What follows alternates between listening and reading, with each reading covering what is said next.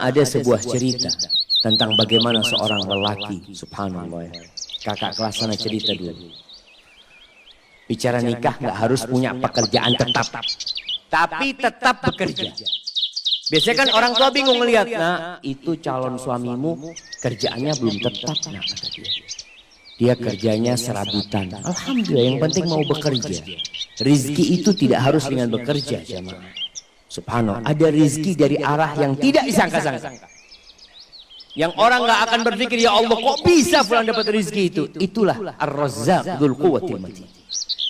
Kembali ke cerita bagaimana seorang lelaki ketika dia mau melamar seorang wanita. Itu subhanallah. Perempuan itu setiap dilamar oleh laki-laki, yang lamar ini orang-orang sukses ya, Ma. Semuanya mundur.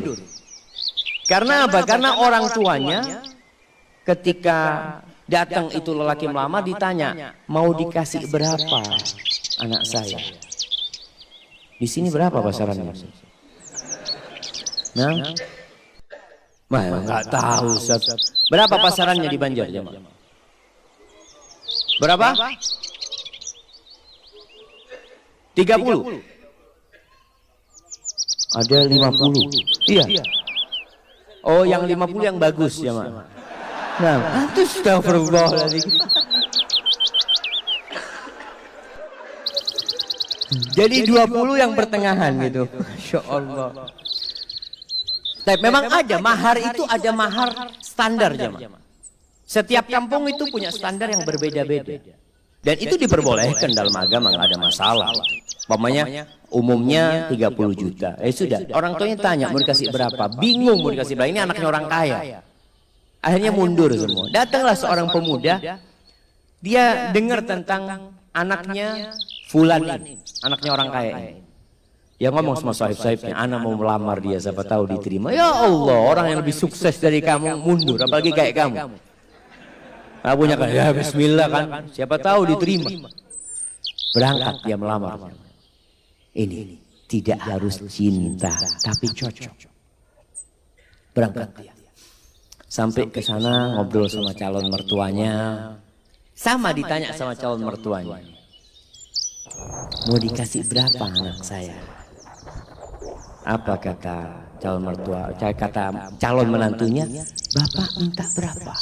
Oh Allah, jamaah. Ini jamaah. Kamu jual, saya beli. Minta berapa? Masya Allah. Karena dia memang maklar, jamaah. Dia itu kerjanya maklar kemana-mana.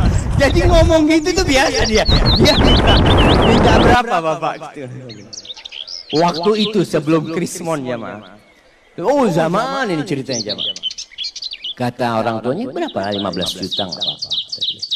Cuma 15 juta paman. Subhanallah. Jangan. Masa anaknya Ami yang dari kecil Ami rawat, ya. Ami besarkan, Ami sekolahkan, cuma dihargai 15 juta. Ami, anak kasih 1 miliar. Betul ini ceritanya. Tapi sekarang anak nggak punya duit. Iya, memang dia nggak punya duit. Artinya dia ingin ngasih gitu, jamaah.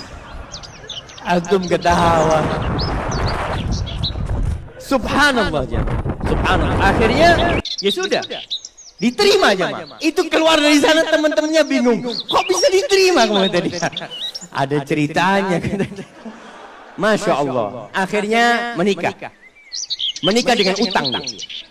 Mahar itu boleh utang. Makanya ketika antum menikah, kan orang tua mengatakan maharnya sekian tunai atau utang. Walaupun anak nggak pernah dengar yang utang, jemaah ya. Karena yang disebutkan maharnya itu cuma 100.000, 1 juta, seperti itu. Padahal kadang-kala maharnya di zaman sahabat itu, maharnya itu 1 kebun kurma, isinya 400 pohon, berapa miliar itu. Nah, itu bisa utang. Akhirnya menikah. Setelah menikah tetap kerjanya serabutan dia ya, maklar, jual ini, jual itu. Dia punya utang 1 miliar. Subhanallah. Suatu saat dia cerita, mertuanya ini ngobrol sama menantu-menantunya yang kaya-kaya, cuma satu yang miskin ya. Yang kaya-kaya. Ngobrol masalah durian ya. Oh, Masya Allah, durian yang enak, durian ini, itu macam-macam. Akhirnya si menantu yang miskin ini minta izin. Paman, anak mau keluar dulu sebentar ya, kata dia. Akhirnya dia keluar rumah. Ke tempat sohibnya, pinjam duit 20.000. Anak pinjam duit 20.000. Buat apa itu? Mertua anak kepingin durian. Dia beli durian, dia bawa. Sampai rumah masih ngobrol durian ya. Dia ngomong, paman, afwan, anak nggak bisa beli yang bagus, yang mudah-mudahan ini enak buat paman. Itu mertuanya langsung jatuh cinta sama menantunya nih. Yang kaya raya cuma ngomong doang durian. Ada langsung beli jemaah. Subhanallah jemaah. Antum itu kalau jadi menantu yang bener. Mertua ngomong durian berarti kepingin durian. Masya Allah jemaah. Ini akhirnya nih menantu jadi menantu kesayang. Sampai kakeknya istri dia itu, neneknya pernah suatu hari karena sayangnya sama ini menantu ya, baik menantu ini. Cuma duitnya memang nggak banyak. Tapi dia mau kerja. Makanya ketika itu dia mengatakan lupa. Salah satu yang diucapkan kepada calon mertuanya ini, paman anak saya nggak punya duit. Tapi alhamdulillah Allah kasih anak akal bisa berpikir. Allah kasih anak lutut, anak bisa berjalan. Anak insya Allah akan lunasin. Subhanallah. Sampai suatu hari dia dipanggil sama neneknya istri. Kata neneknya, nah nenek ini punya duit 500 juta. Nenek mau kasih buat kamu. Subhanallah. Si menantu malu jangan nenek kalau mau kasih ke cucunya nenek. Biar nanti anak pinjam anak putar. Masya Allah. Itu ketawa. Ini laki-laki terhormat jemaah. Artinya dia nggak mau terima, dia nanti mau pinjam sama istrinya. Kalau sudah punya istri dia bisa pinjam. Masya Allah jemaah. Akhirnya diberikan kepada istrinya, duitnya diputar, dia lunasin 1 miliar. Maka carilah lelaki tadi yang nggak harus punya pekerjaan tetap. Masih banyak masyarakat Indonesia itu yang berpikir kalau cari pasangan hidup yang pegawai, yang sudah punya gaji tetap. Jangan sama orang yang baru usaha kecil-kecil nanti bangkrut dia. Kalau pegawai kan ada jaminan nanti, ada jaminan masa tua macam-macam. Nggak harus. Maka itu kriterianya. Allah Subhanahu wa taala mengatakan, "In yakunu fuqara yughnihimullah min fadlihi. Wa ankihul ayama minkum wassalihin min ibadikum wa imaikum in yakunu fuqara yughnihimullah." Kalau mereka orang-orang fakir yang kalian nikahkan, Allah yang akan cukupi. Ini kejadian lain. Ada seorang wanita menikah dengan seorang lelaki karena dia sukses. Subhanallah, ketika suaminya bangkrut, minta cerai. Padahal sudah punya anak. Karena dia berpikir mau hidup senang dengan kekayaan. Wallahi jamaah ketahuilah, kebahagiaan itu tidak didatangkan dari luar. Kebahagiaan itu tuh bukan di rumah yang mewah, bukan di mobil yang mahal. Lah, kebahagiaan itu sesuatu yang ada dalam jiwa antum. Nerima. Irda bima qasamallahu lak takun aghnan nas. Kata Nabi SAW, ridholah engkau dengan apa yang Allah berikan kepadamu, engkau akan jadi orang paling kaya, kata Nabi SAW. Tapi adapun kalau mau cari istri, maka Rasul SAW mengatakan, tungkahul mar'ali arba. Wanita itu dinikahin karena 4 hal. Nah, yang sudah menikah bisa sebutkan anak kasih hadiah. Nah, yang sudah menikah, antum sudah nikah. Nah, berdiri. Karena kecantikannya. 4. Karena kekayaannya. Karena keturunannya, nasabnya.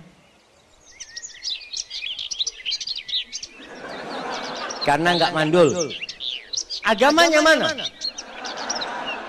Baik, tunggu dulu pertanyaannya. Antum menikahi istri antum nggak nyebutkan agama, berarti antum cuma 3. Kenapa antum nikahin istri antum?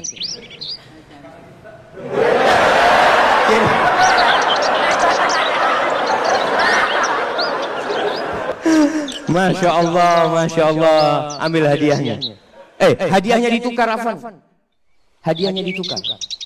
Karena dia menikah karena cinta, anak kasih keluarga sakinah. Masya Allah. Bismillah. Alhamdulillah jamaah, ada yang menikah karena cinta. Apa yang menyebabkan dia cinta? Wallahu a'lam. Bisa jadi karena cantik. Istri antum mudah-mudahan cantik, tapi ingat kecantikan itu akan hilang. Tapi kalau cinta yang ada di hati kita tidak akan pernah hilang dengan izin Allah SWT. Kata Nabi SAW, tunkahul mar'atu li arba' limaliha wa hasabiha wa li jamaliha wa li diniha. Karena kekayaannya, sebagian orang mengatakan, alhamdulillah ana mau cari perempuan kaya Ustaz. Kenapa? Ana sudah lama hidup susah Ustaz. Paling nggak bisa numpang hidup nyaman dengan hartanya istri. Ada. Janda nggak apa-apa janda. Ada yang seperti itu. Maka antum jangan heran ketika melihat anak muda menikah janda sama umur, dia umur 20, istrinya umur 35. Janda punya anak 2. Nggak apa-apa, mungkin karena hartanya dia menikah. Yang kedua, karena nasabnya yang mulia. Keturunan Raja Banjar. Masya Allah. Yang ketiga, karena kecantikannya. Ini normal. Orang menikahin wanita karena kecantikannya. Yang keempat karena agamanya. Lalu apa kata Nabi SAW? Fadfar bidzatid din taribat yadak. Kalau engkau ingin beruntung dalam kehidupanmu, engkau ingin merasakan kebahagiaan, keharmonisan dalam rumah tanggamu, fadfar bidzatid din. Berbahagialah engkau mendapatkan agama, mendapatkan wanita yang agamanya baik. Seperti tadi kita bicarakan, ada standar minimal perempuan baik secara agama. Apa? Apa jamaah? Melaksanakan kewajiban. Ini yang pertama.